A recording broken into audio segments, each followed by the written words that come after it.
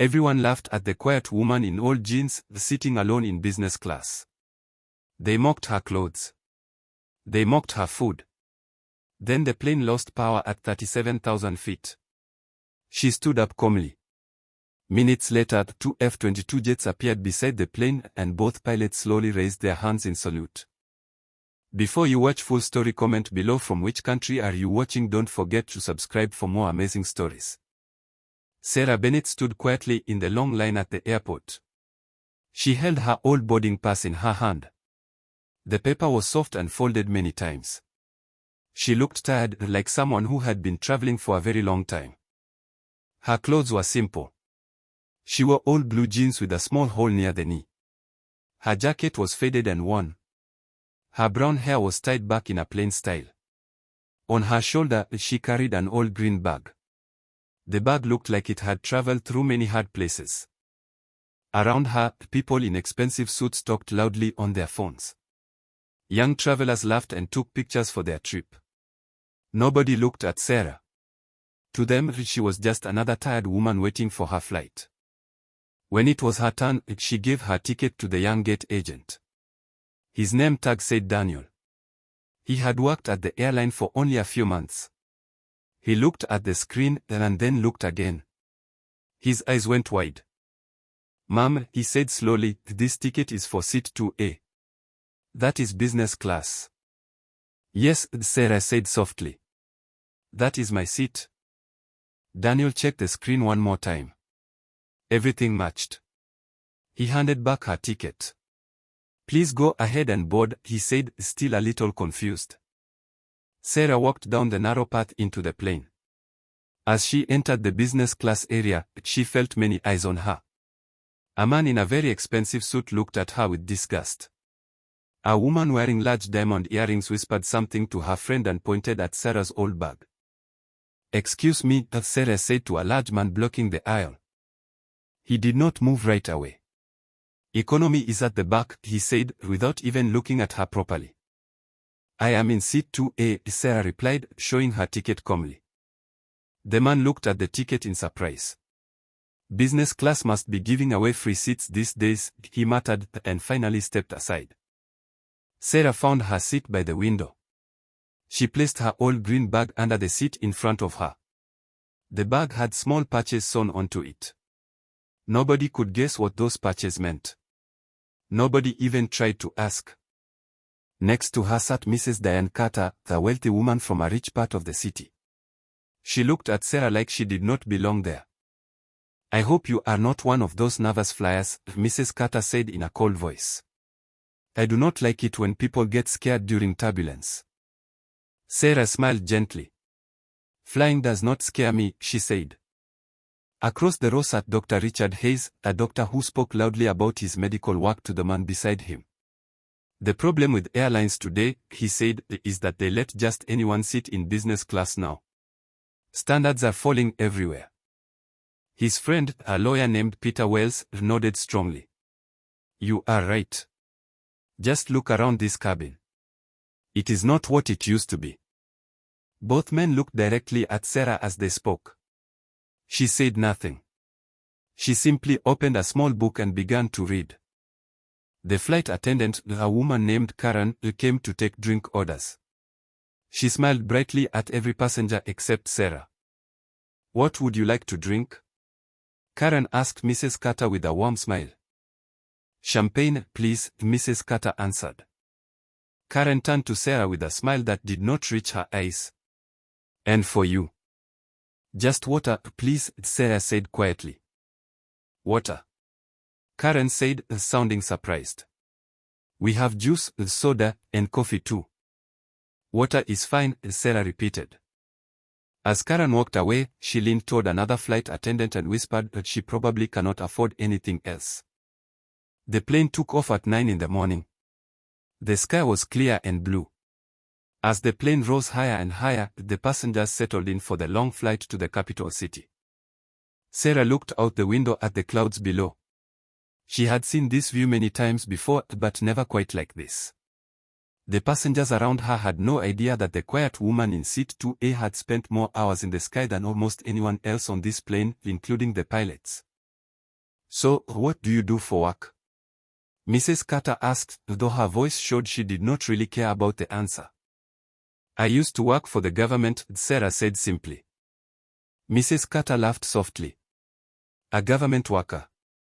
That explains the cheap clothes. She looked at Sarah's jacket with a small smile of disgust. Behind them, Peter Wells began talking about a large business deal he was closing in the capital. $50 million, he said proudly. Not many people on this plane can say they are doing something that important. Dr. Hayes joined in. I am presenting new research at a medical conference. It could change heart surgery forever. They all turned to look at Sarah, waiting for her to say something impressive too. When she stayed quiet, they turned away, as if she was not worth their time. Some people simply do not understand real success, Mrs. Carter said loudly enough for Sarah to hear. Sarah kept reading her book. It was a book about airplane engines, though she held it in a way that hid the cover from others. 2 hours into the flight, the food service began. Every business class passenger received a nice menu with fine food choices. But when Karen reached Sarah, she gave an awkward smile. I am sorry, Karen said, though she did not sound sorry at all. We only printed enough menus for our regular business class guests. I can just tell you the choices instead. That is fine, Sarah said calmly. I will have whatever is easiest.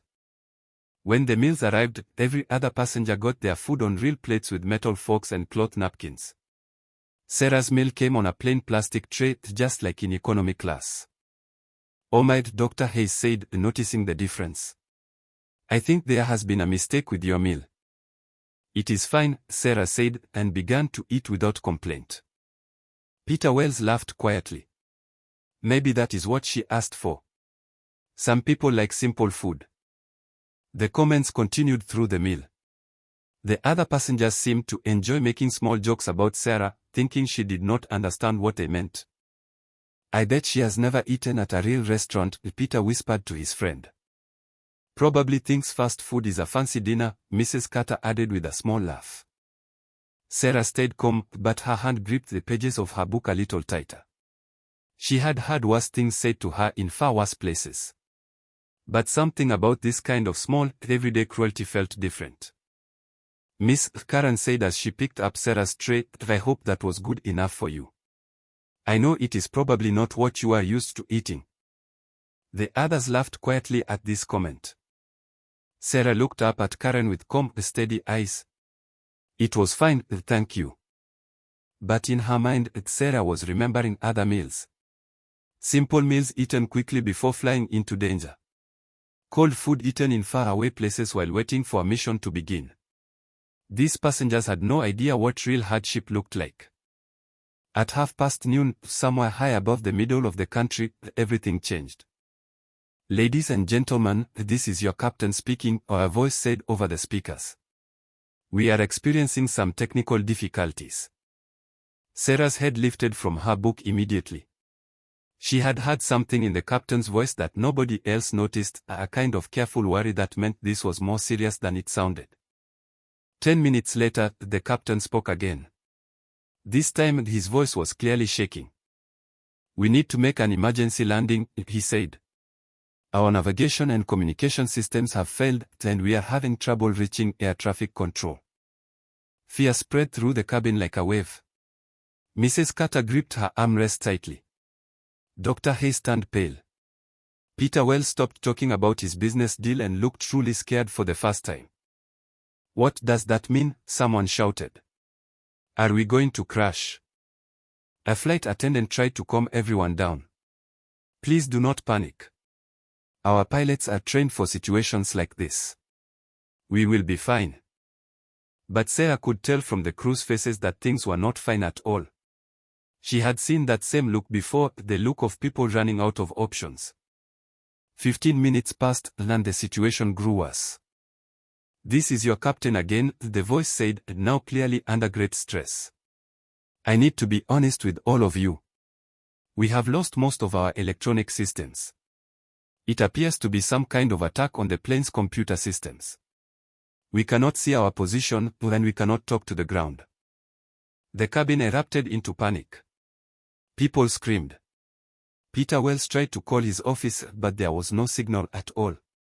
The flight attendants tried to keep order, but their own fear showed clearly on their faces. Sarah unbuckled her seatbelt and stood up. "Miss, please sit down," Karen said firmly. "Everyone needs to stay seated." "I need to speak with the pilots," Sarah said calmly. "I am sorry, but passengers cannot go to the cockpit, especially now." Sarah looked Karen directly in the eyes. "My name is Sarah Bennett. I flew fighter jets for the Air Force for many years. I have dealt with system failures like this before. I may be able to help." Mrs. Carter overheard and laughed loudly. "Ha! A pilot? Look at her clothes. She is probably lying." But something in Sarah's calm, steady eyes made Karen pause. There was a quiet strength there that did not match her simple clothing. "I will ask the captain," Karen said, then hurried to the front of the plane. A few minutes later, Karen returned, her face full of surprise. "The captain wants to see you right now." Sarah followed her into the cockpit. The captain and the first officer looked exhausted and worried. Most of the screens in front of them were completely dark.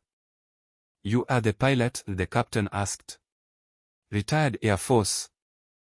"Yes," Sarah said. "What is your situation?" "Everything is gone," the first officer said. "Navigation, radio, even our backup systems. Someone has attacked the plane's computers, and it seems to be happening to other planes too." Sarah looked at the dark screens carefully. "What about the manual controls? Are they still working?" "Yes," the captain said, "but we are flying blind. We do not know exactly where we are." "I can help with that," Sarah said. "Do you have paper maps on board?" "Just the basic emergency charts," the first officer said. "That is enough," Sarah said with confidence. "I can guide us using the ground below and the position of the sun. It is an old method, but it works." The captain looked doubtful. "This is a large plane with hundreds of people.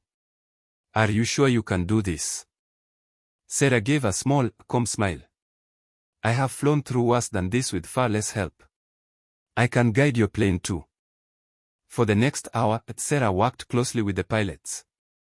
She studied the rivers, roads, and hills below to figure out their exact location. She used her watch and the position of the sun to check their direction. "We are about 200 miles from the nearest large airport," she said finally. "If we keep this direction and slowly go down, we can land safely there." "But how will they know we are coming?" the first officer asked. "We have no radio contact with anyone." "We will need a visual approach," Sarah said. "It is risky, but it is our best choice right now." As they worked, the captain began to notice something.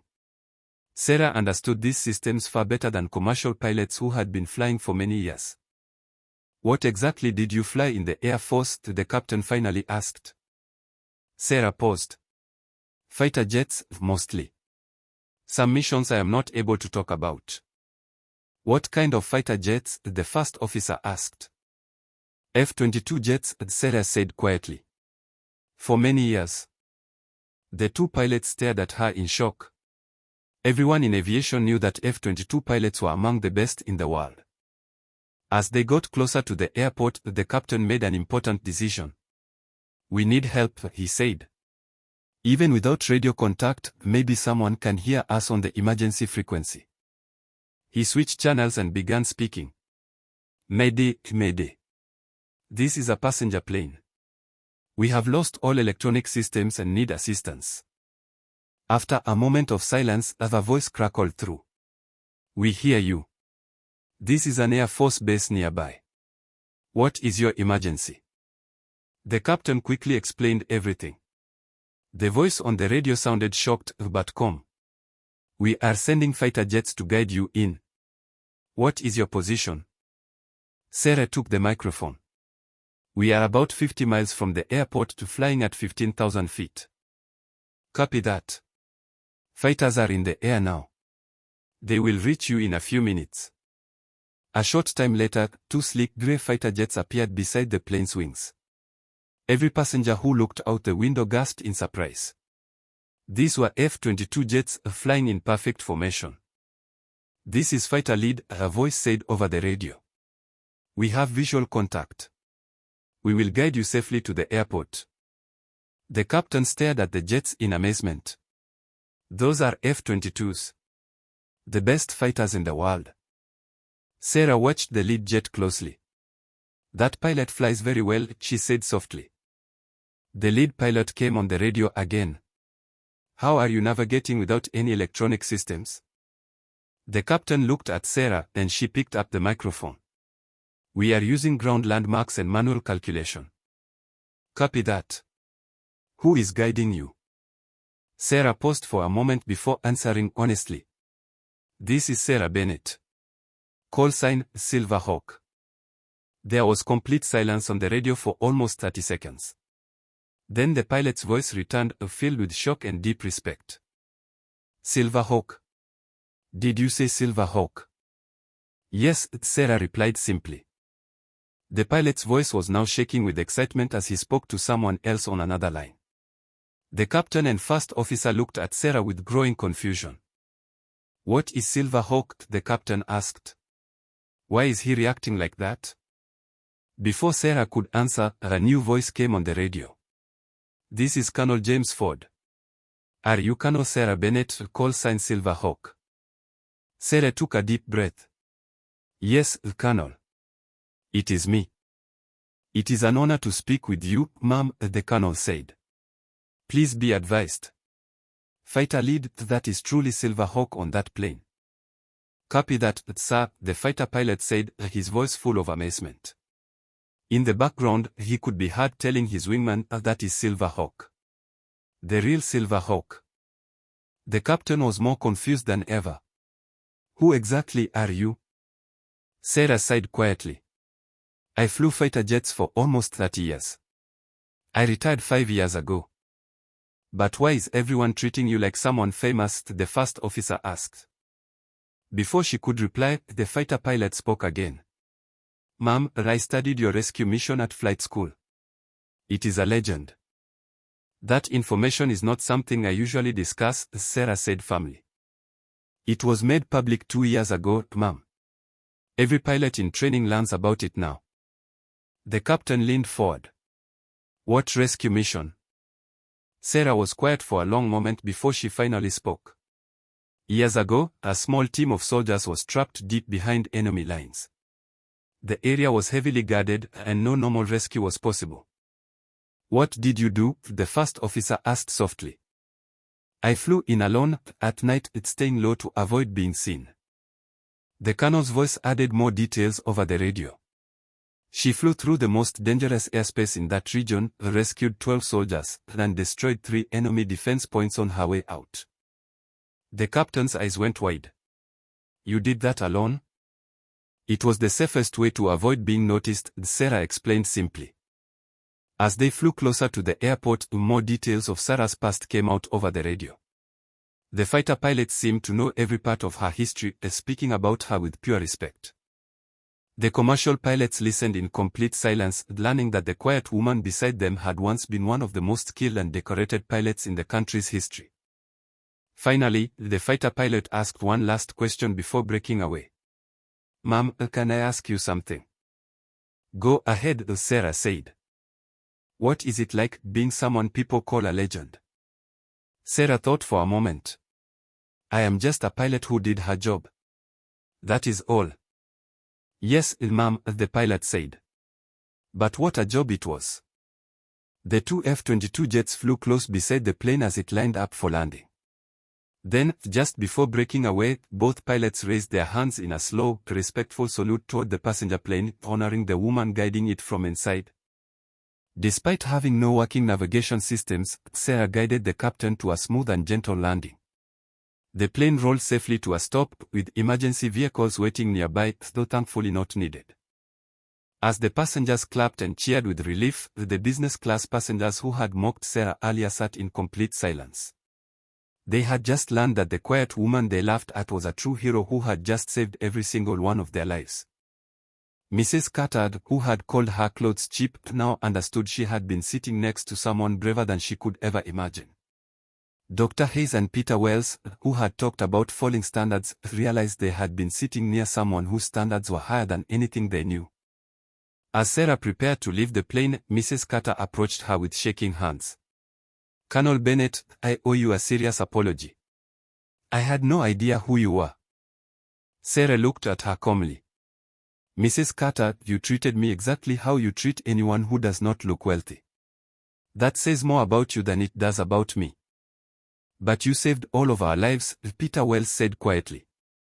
"I did what any trained person would have done," Sarah replied. "But how you treated me before you knew who I was, that is who you really are." The story of that flight spread quickly. News channels shared the video of the two fighter jets saluting the woman who had guided a powerless plane to safety. People everywhere talked about the quiet woman in Seat 2A who turned out to be one of the bravest pilots the country had ever known. Months later, a letter arrived for Sarah from Karen, the flight attendant who had once given her a plain plastic tray. "I think about that flight every single day," the letter said. "I judged you because of how you looked, and I was completely wrong. Your calmness taught me something I will never forget. I have started training new flight attendants to treat every single passenger with equal respect, no matter what they look like." Sarah smiled as she read the letter. She wrote back a short reply. "I am glad you learned something important. But remember, even if I had never flown a single plane, I still deserve to be treated with kindness. Everyone does." Today, Sarah lives a quiet life, teaching young students how to fly small planes. Most of her students do not know about her past unless they ask directly. To them, she is simply a patient teacher who cares deeply about their safety. But sometimes, when another student doubts themselves, Sarah shares a simple piece of advice. "How you treat people says everything about who you truly are," she tells them. "Always be kind, because you never know who is really sitting beside you. They might be carrying a story far bigger than you could ever imagine. You never know who is sitting quietly next to you. Treat everyone with kindness, because everyone is fighting a battle you cannot see."